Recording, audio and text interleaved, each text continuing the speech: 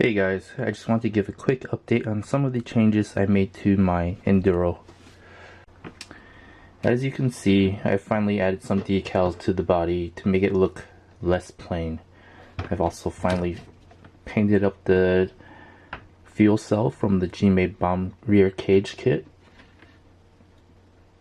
Closer look.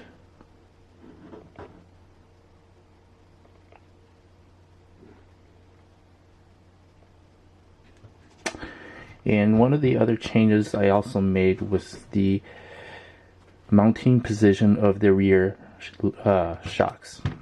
So if you guys remember in my last video, in order to get this cage to work, I had to use these Boom Racing shock keys to move the top of these shocks away from this part of the cage. One of the problems was that the shocks were extremely laid down and they weren't in that great of an angle.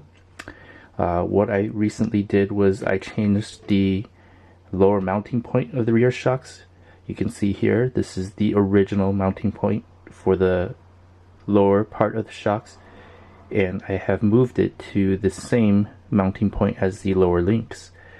Now to do that, you're going to have to get a longer screw so that it could go through both the lower shock and the lower links.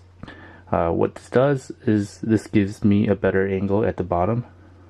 It's no longer as laid down and it's at a pretty acceptable angle. And it also gives me a future mounting point for a sway bar if I decide to use one. So those are the changes I've made recently to the suspension.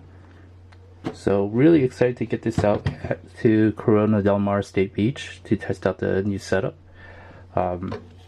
If this setup does what it's supposed to do, I may have to back off the yellow springs here and change to the blue springs and probably put some heavier oil weights in there.